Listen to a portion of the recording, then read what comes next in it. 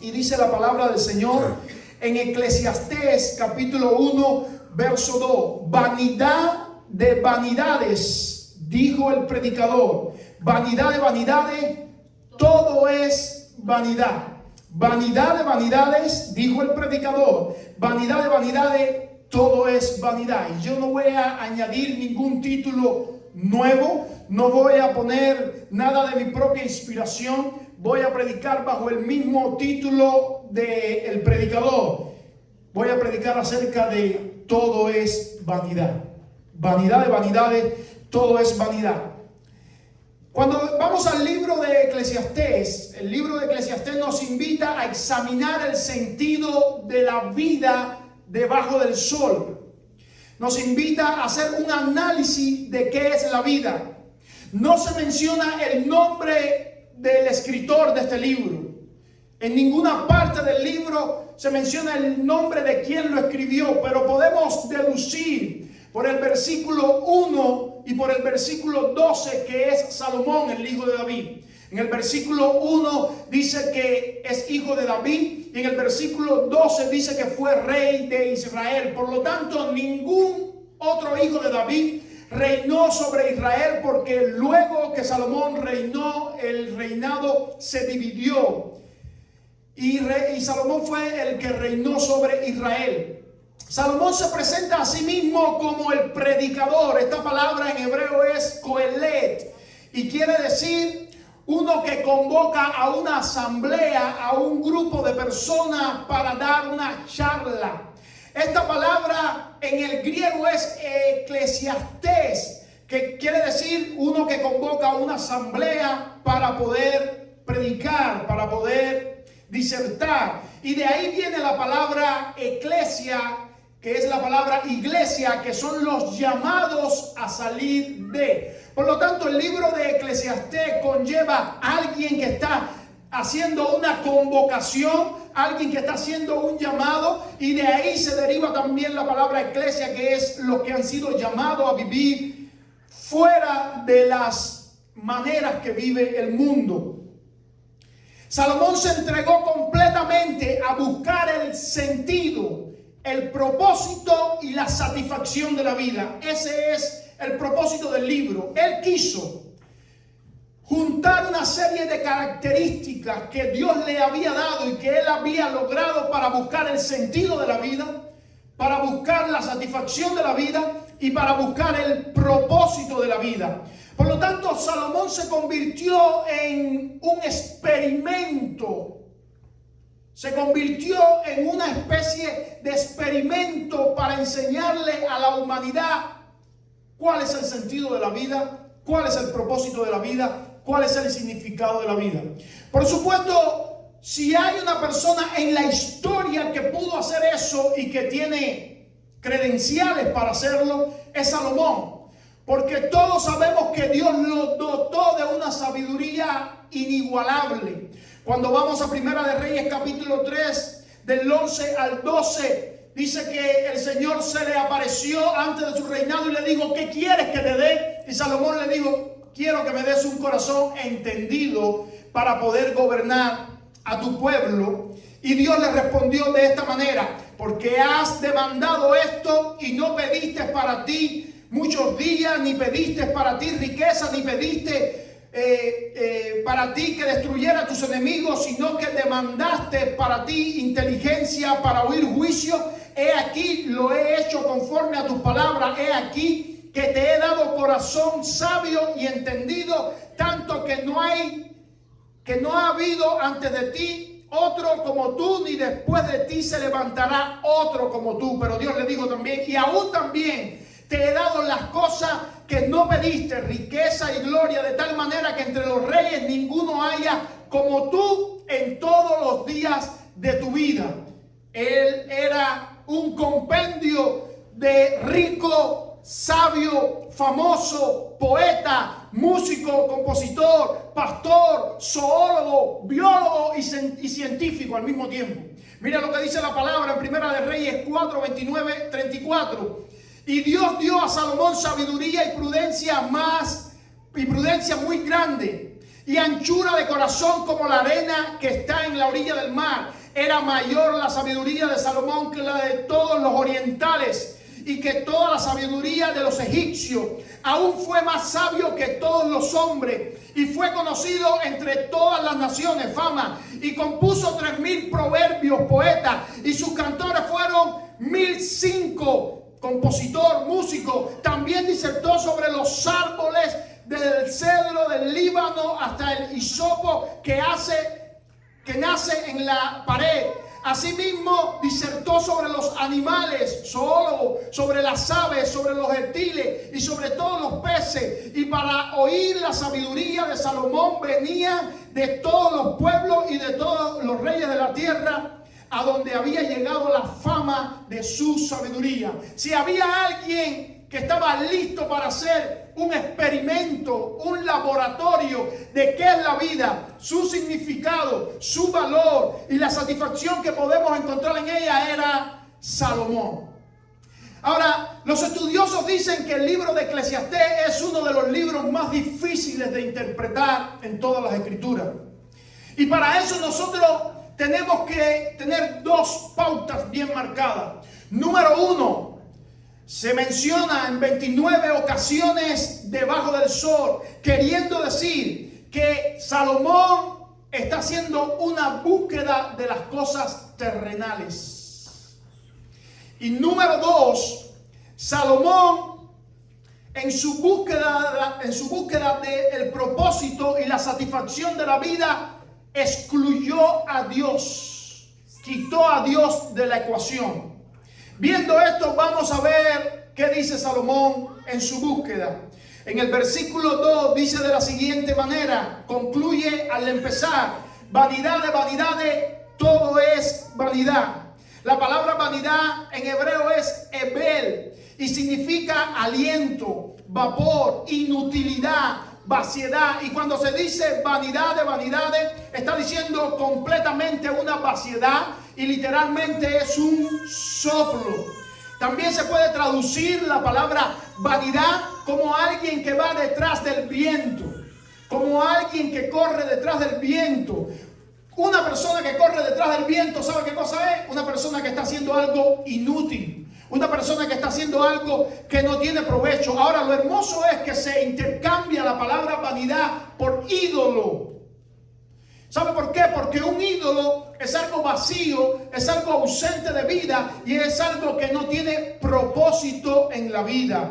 Ahora, para los hebreos decir repeticiones es exaltar lo superlativo. Nosotros decimos más, pero ellos decían repeticiones. Por ejemplo, para exaltar la grandeza de Dios decían Rey de Reyes, Señor de señores. Para exaltar la santidad de Dios decía: tú eres santo, santo, santo 3 veces. Ahora, la repetición de Salomón está hablando de lo superlativo, de lo vacío que es la vida. Vanidad de vanidades, 2 veces vuelve a repetir vanidad de vanidades y termina diciendo: todo es vanidad, todo está vacío, todo es sin sentido, todo es un soplo, todo es vano, todo carece de sentido en la vida. Recuerden, debajo del sol, que se menciona en 29 ocasiones. La vida es vanidad, quiere decir que es transitoria, breve, vana, vacía, fútil, no tiene sentido. Nada de esta tierra ofrece un propósito válido para la existencia humana.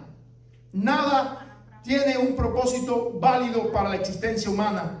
El descubrimiento que la vida es vana ya lo había hecho nuestros padres Adán y Eva. Por eso le pusieron a su hijo Abel, que viene de la misma palabra en hebreo Ebel, que quiere decir vacío, vano, fútil, no tiene sentido. Cuando pasaron en la tentación y pecaron y Dios los sacó del jardín del Edén, el resultado fue que le pusieron a su hijo Abel, Ebel. Vanidad de vanidades, todo es vanidad. Bendito sea el nombre del Señor. El apóstol Pablo nos dice la razón por la cual en la vida todo es vanidad de vanidades y es producto del pecado. En Romanos capítulo 8, versos 20-22 dice: porque la creación fue sujetada a vanidad, no por su propia voluntad, sino por causa del que la sujetó en esperanza, porque también la creación misma será libertada de la esclavitud de corrupción a la libertad gloriosa de los hijos de Dios, porque sabemos que toda la creación gime a una y a una está con dolores de parto hasta ahora. Bendito sea el nombre del Señor. Todo es vanidad de vanidades. Dice Salomón en Eclesiastés, dice: ¿qué provecho tiene el hombre de todo su trabajo con que se afana debajo del sol? Por supuesto que la respuesta es ninguna. ¿Qué provecho tiene el hombre de todo su trabajo con que se afana debajo del sol? No está diciendo que el trabajo no tiene provecho. Está diciendo que el trabajo no le da significación a la vida, no le da satisfacción a la vida, porque vuelve su mismo ciclo. John McDowell lo dice de esta manera: ¿para qué trabajamos? Para ganar dinero. ¿Para qué ganamos dinero? Para comer. ¿Para qué comemos? Para tener salud. ¿Y para qué tenemos salud? Para ir a trabajar. Volvemos al mismo punto de cero. Por lo tanto, el trabajo con que nos afanamos, dice, es vanidad de vanidades. No resuelve el significado de la vida, el propósito de la vida. No resuelve la búsqueda del hombre por llenar el vacío existencial que hay en él. Salomón se dedicó a hacer una búsqueda exhaustiva de todas las cosas. Y con respecto al trabajo, no está diciendo que no hay que trabajar, porque la Biblia nos dice en determinadas ocasiones que debemos trabajar para ganar el sustento nuestro. Por ejemplo, Pablo dice que el que no trabaja es peor que un incrédulo y ha negado la fe. Y dice en otra ocasión que el que no trabaja, que no coma. No estamos hablando de no trabajar, estamos hablando de afanar nuestras vidas en el trabajo cuando él no tiene el propósito y el significado de la vida, ni nos satisface completamente. Hay algunos que gastan su vida tristemente en el trabajo, 80, 90 horas, haciendo overtime, extra time, viven para trabajar, cuando en el trabajo no hay propósito para la vida, y nos lo dice Salomón. Salomón se dedicó también a observar las cosas del mundo, por ejemplo, como las generaciones. Dice en el versículo 4, las generaciones van y vienen, mas la tierra siempre permanece. Habla del sol y dice, y el sol se pone, se apresura a volver a su lugar de donde se levanta. Habla del viento, dice, el viento tira hacia el sur y rodea al norte, va girando de continuo, y a sus giros vuelve el viento de nuevo al mismo lugar. El ciclo de la vida. Los ríos, dice, se llenan, van hacia el mar. Dice, pero el mar nunca se llena, nunca se bota. ¿Sabe por qué? Porque el agua tiene un mismo ciclo. Se evapora por el sol, luego se condensa, luego llueve, vuelve a los ríos y tiene el mismo ciclo. Ahora Salomón está diciendo, todo es un ciclo en la vida. Todo es repetitivo, todo es monótono, todo es, parece que Salomón tiene como un tono de tristeza, como un tono de ansiedad, como que no encuentra en la vida debajo del sol ningún propósito y ningún significado. Todo es lo mismo. Generación va y generación viene. El sol se levanta y se acuesta. El sol se levanta y se acuesta. Cuando la tierra gira, sale por un lado y sale por el otro. La lluvia cae, llena los ríos y vuelve. El viento sale por el sur, pero vuelve al norte y va al sur de nuevo, dando vueltas en un mismo sistema. Todo es igual. Mientras que el hombre solamente tiene una sola vida para vivir, solamente vive una sola vez. Dice Job capítulo 14, verso 12, dice, así el hombre yace y no vuelve a levantarse, hasta que no haya cielo, no despertarán, ni se levantarán de su sueño. Bendito sea el nombre del Señor. Por eso concluye Salomón en Eclesiastés capítulo 1, verso 8, diciendo, todas las cosas son fatigosas, más de lo que el hombre puede expresar. Nunca se sacia el ojo de ver, ni el oído de oír. Todo esto del ciclo de la vida trae fatiga al hombre. Nada hay nuevo, dice Salomón. No hay nada nuevo. ¿Qué es lo que fue? Lo mismo que será. ¿Qué es lo que ha sido hecho? Lo mismo que se hará. Y nada hay nuevo debajo del sol. Hay algo de que se puede decir, he aquí, esto es nuevo, ya fue en los siglos que nos han precedido. No hay memoria de lo que precedió, ni tampoco de lo que sucederá. habrá memoria de lo que será después. Todo es lo mismo. Se levantó Tasiano el asirio y dijo, al mostrarle a los griegos, de las obras que ustedes se glorían, son las obras que ya los bárbaros que ustedes critican han hecho. Por lo tanto, no son obras nuevas, sino copias de obras de bárbaros. No hay nada nuevo debajo del sol. J.L. Metken dijo, la realidad básica de la existencia humana no es que sea una tragedia, sino que es un aburrimiento. No es que sea predominantemente doloroso, sino que carece de sentido. La vida debajo del sol carece de todo tipo de sentido. Ahora Salomón va a buscar ese sentido, esa satisfacción humana en algunos medios que los humanos hoy buscan también y que nuestros padres buscaron también. El primer medio es la sabiduría. Salomón se propuso en su corazón tener la mayor sabiduría alcanzada en la tierra para ver si la sabiduría le daba la satisfacción y el propósito que él estaba buscando de la vida. Y encontró lo siguiente, que la sabiduría era mucho mejor que la necedad. Y he visto que la sabiduría sobrepasa a la necedad como la luz a las tinieblas. El sabio tiene su ojo en su cabeza. El sabio tiene sus ojos en su cabeza, mas el necio anda en tiniebla. Pero también entendí yo que un mismo suceso acontece al uno como al otro. Salomón encontró que la sabiduría añade dolor, escuche esto, y tristeza. Dice Salomón, porque en la mucha sabiduría hay mucha molestia, y quien añade ciencia añade dolor. ¿Sabe por qué? Porque las personas sabias que se dedican al estudio, mientras más estudian, más saben que menos saben. Y esto lo dijo el más grande de la historia, Sócrates. Mientras más sé que no sé nada. Porque estamos en un mundo que ya ha sido creado por nuestro Dios, y todo descubrimiento que podamos hacer ya ha sido vaticinado antes por nuestro Dios. No vamos a descubrir nunca nada nuevo. Pero por último, Salomón dice lo siguiente: entonces dije yo en mi corazón, como sucederá al necio, me sucederá también a mí. ¿Para qué pues he trabajado hasta ahora para hacerme más sabio? Y dije en mi corazón que también la sabiduría es vanidad de vanidad. Salomón sale de la sabiduría y empieza a buscar en las riquezas de este mundo, en los bienes de este mundo. Se empieza a hacer de riquezas.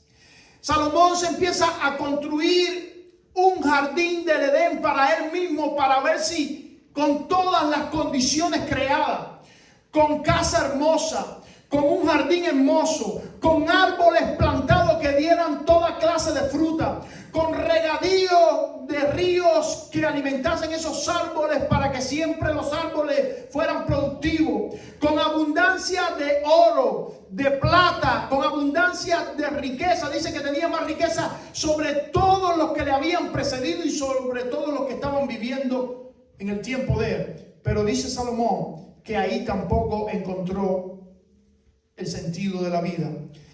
Engrandecí mis obras, edifiqué para mi casa, planté para mis viñas, me hice huertos, jardines y planté en ellos árboles de todo fruto. Me hice estanque de aguas para regar de ellos, del bosque donde crecían los árboles. Compré siervos y siervas y tuve siervos nacidos en casa. También tuve posesiones grandes de vaca y de oveja, más que todos los que fueron antes de mí en Jerusalén. Me amontoné también plata y oro y tesoro, piedras preciosas, más que cualquier rey de las provincias. Me hice de cantores y cantoras, de los deleites de los hijos de los hombres y de toda clase de instrumentos de música, y fui engrandecido y aumentado más que todos los que fueron antes de mí en Jerusalén. Pero la palabra dice que cuando aumentan los bienes, aumentan también los que lo consumen. ¿Qué bien pues tendrá su dueño si no verlos con sus ojos? Dulce es el sueño del trabajador, coma mucho o coma poco, pero al rico la riqueza no le deja dormir. Escribió también Salomón en Eclesiastés capítulo 5 del 11 al 14. Le faltaba algo a Salomón: los placeres de la vida. Los placeres de la vida. ¿Qué cosas son los placeres? El conjunto de sensaciones agradables provenientes de la gratificación de los deseos personales. Donde primero experimentó Salomón fue en la risa. Bueno, tengo que alegrarme, tengo que gozarme, tengo que disfrutar, tengo que ir a algún lado donde pueda reír. Pero ahí tampoco encontró la satisfacción. Cuenta la historia real de un psicólogo que recibe a un paciente y le dice, después de muchas terapias, ya se ha acabado mi psicología para ti, mi filosofía para ti. Lo que mejor te puedo recomendar es que vayas a ver a un payaso que todos los días por la noche, a las 8 de la noche, tiene su obra de arte y hace reír a cientos y miles de personas noche tras noche, y este se resistió una y otra vez, y después de un mes de darle terapia, le dijo, ¿por qué no vas a ver al payaso? Y le dijo, yo soy ese payaso italiano del cual tanto me estás recomendando. Porque las risas no pueden darle significación a la vida. Son vanas, son perecederas, se fuman. Y eso dijo Salomón en Eclesiastés 2:2. A la risa dije, enloquece, y al placer, ¿de qué sirves? Se dio al vino, empezó a tomar las mejores clases de vino, empezó a beber en abundancia. Dice, propuse en mi corazón agasajar mi carne con vino, y que anduviese mi corazón en sabiduría, con retención de la necedad, hasta ver cuál fuese el bien de los hijos de los hombres, el cual se ocupaban debajo del cielo todos los días de su vida, pero no tuve éxito en esto tampoco. Se ocupó de buscar mujeres, relaciones sexuales. Nadie en la historia de la humanidad ha tenido más mujeres que Salomón. 700 mujeres de distintos reinados y 300 concubinas. Un harén de 1000 mujeres. ¿Ustedes se imaginan? Sin embargo, no encontró el sentido de la vida con el placer, con las relaciones sexuales. No lo encontró tampoco. Salomón estaba a punto de dar grito. No había encontrado el significado de la vida, de nada y en nada de lo que hay debajo del sol. Concluyó diciendo, todo es vanidad de vanidades. Bendito sea el nombre del Señor. Algunos escritores que concluyen como Salomón fueron Isaías, con otras palabras, pero lo mismo. ¿Por qué gastáis el dinero en lo que no es pan y vuestro trabajo en lo que no sacia? Oídme atentamente y comed el bien, y se deleitará vuestra alma con grosura. Amado hermano, ¿por qué gastas tu dinero en lo que no es pan y en lo que no sacia? Tienes que oír la palabra del Señor para que tu alma se alegre con grosura. ¿Acaso estamos predicando de refrenarnos de todo tipo de placer, de refrenarnos de todo tipo de actividad que dan gozo terrenal? No, para nada. Déjame decirte algo que quizás el diablo ha tratado de confundir. El diablo no creó el placer. Quien creó el placer es Dios. El diablo no creó el placer. El diablo lo que ha hecho es distorsionar el placer que Dios creó. Dios te ha dado miles y millones de papilas gustativas en tu boca para que cada vez que comas algún alimento o tomes alguna bebida la puedas degustar. Dios te ha dado sensores en el cuerpo de estímulo, placer, para que cuando estés con tu pareja lo puedas disfrutar. Pero el diablo lo que ha hecho es romper los códigos de Dios y llevarnos a otro extremo para que el placer se vuelva completamente insatisfactorio. Pero cuando lo hacemos bajo los límites de Dios es completamente agradable, aunque tampoco da significación y satisfacción al vacío existencial que tenemos. Pablo lo dijo de esta manera: y los que disfrutan de este mundo como si no disfrutasen, porque la apariencia de este mundo se pasa. Jesús lo dijo de esta manera. ¿Por qué? ¿Por qué? ¿Qué aprovechará el hombre si ganare todo el mundo y perdiere su alma? ¿Qué hacemos con afanarnos y hacer tantas cosas y nuestra alma se va al final para el infierno? Llegamos a las palabras de conclusión de Salomón.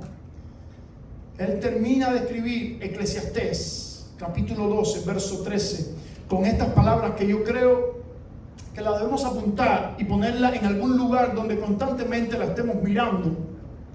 Porque nuestra vida es una búsqueda continua para satisfacer el vacío existencial que tenemos.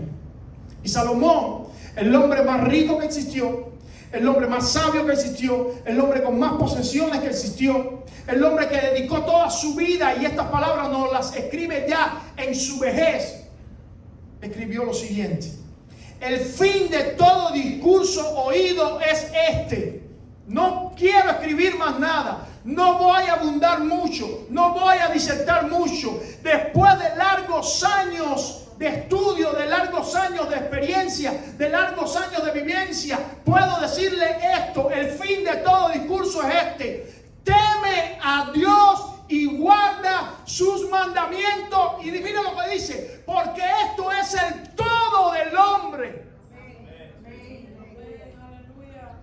Si estás corriendo tras fama, si estás corriendo tras dinero, si estás corriendo tras trabajo, si estás corriendo tras bienes, si estás corriendo tras placer, para llenar el vacío existencial que hay en ti, amado hermano, no lo digo yo que estoy igual que tú, lo dice el sabio de los sabios que aún en el mundo secular se reconoce: no podrás obtener llenura para ese vacío existencial, porque ese vacío existencial solamente lo llena Dios.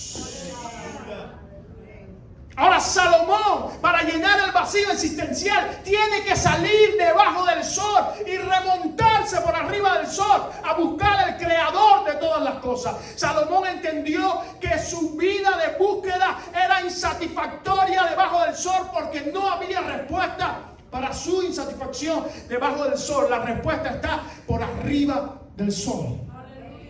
La respuesta está en el hacedor y creador y sustentador de todas las cosas. La respuesta está en nuestro Dios. Y dice también porque un día vamos a tener un juicio. Y en ese juicio vamos a tener todos que dar cuenta de cómo vivimos debajo del sol delante de Dios. Y toda obra saldrá a la luz, aquella que ha sido pública y aquella que nadie conoce, que está escondida. Un día vamos a tener que dar cuenta. Pero ¿sabes qué? Para los hijos de Dios, para los que aman a Dios, las cosas son diferentes.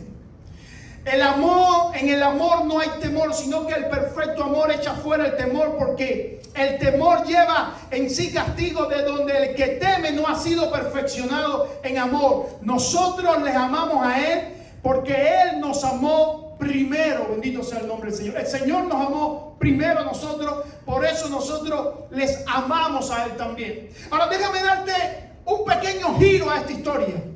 Déjame llevarte a otra parte. Déjame ir en otra dirección que no es la de Salomón, un hombre que dedicó su vida a buscar experiencias debajo del sol, sacando a Dios de la ecuación. Déjame hablarte de su padre David, que la Biblia dice que era un hombre conforme al corazón de Dios, como este sí encontró significado en su vida y cómo sí llenó el vacío existencial que había en él. Mira las palabras de David que todos conocemos de memoria en el Salmo 16:11. Me mostrarás la senda de la vida, en tu presencia hay plenitud de gozo, delicias a tu diestra para siempre. No hay nada mejor que estar en tu presencia, no acá abajo debajo del sol. Es tu presencia que desciende de lo alto y viene y me llena totalmente. En tu presencia hay delicias. En tu presencia hay bienestar. Mira como lo dice en el Salmo 36, 7 y 9. Cuán preciosa, oh Dios, es tu misericordia. Por eso los hijos de los hombres se ampararán bajo la sombra de tus alas. Serán completamente saciados de la grosura de tu casa, y tú los abrevarás de torrente de tu delicia. Porque contigo está el manantial de la vida. En tu luz veremos nosotros la luz. Cuán diferente la opinión, la resolución y la conclusión de un hombre que se encontró con aquel que llena el vacío existencial de la raza humana.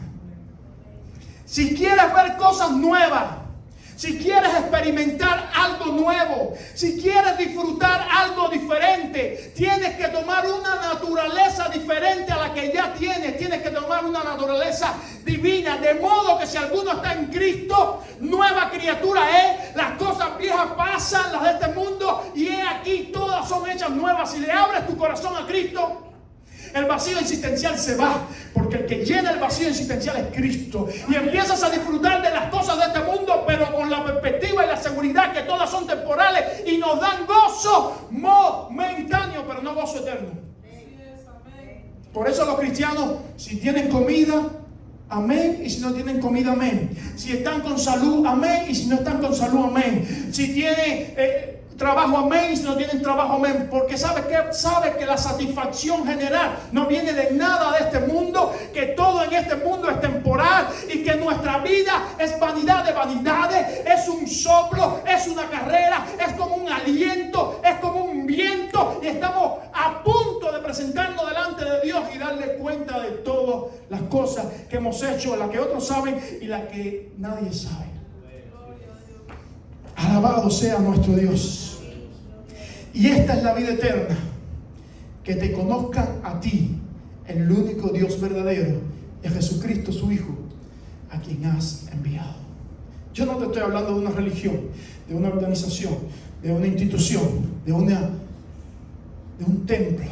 Te estoy hablando de Jesús, quien le puede dar significado a tu vida. De Jesús, quien puede orientar tu vida.